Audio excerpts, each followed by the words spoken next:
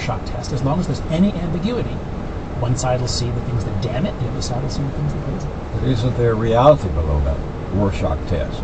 If Occupy Wall Street is saying inequality is growing, American dream, upward mobility is disappearing, 50 million people in poverty, something's wrong with our democratic and capitalist system. And I think something is wrong with the democratic and capitalist system. And this is where I think the left has really fallen down in articulating what's wrong. The right has been extremely effective and funded think tanks that have made the case very powerfully for what's good about capitalism. And they're right. I mean, without capitalism, without free markets, we would not have the massive wealth that supports you and me and everyone else who doesn't physically make stuff. But since you need the push and pull, you need the give and take, you need the yin and yang, you need a good argument against that view. And I think it needs to be an argument about how capitalism, yes, it is good, but it only works under certain conditions. There's a wonderful new book out called The Gardens of Democracy by Bert Blum and Cannon. And they say democracy is like a garden, and the capitalist system is like a garden.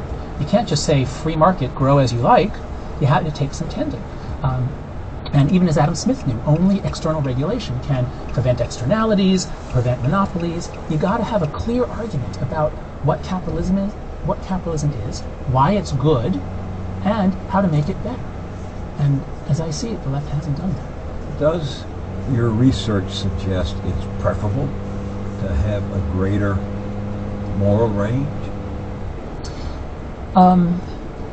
When I began this work, I was very much a liberal, and over time, in doing research for my book and in reading a lot of conservative writing, I've come to believe that conservative intellectuals actually are more in touch with human nature. They have a more accurate view of human nature. We need structure, we need families, we need groups. It's okay to have memberships and rivalries. All that stuff is okay, unless it crosses the threshold into manichaeism.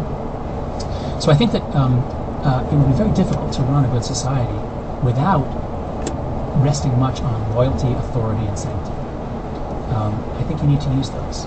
But it seems to me that liberals, progressives are more in touch with the nature of the social order. I had an anthropology teacher at the University of Texas who spent 5 years among the Apaches in West Texas for his graduate work. And he used both their example and the example of the ages of saying through the long history of human beings, we have accomplished more by cooperation than we have by competition. And it seems to me that's the truth that progressives and liberals, whatever you want to call them, see that conservatives don't. But cooperation and competition are opposite sides of the same coin. And we've gotten this far because we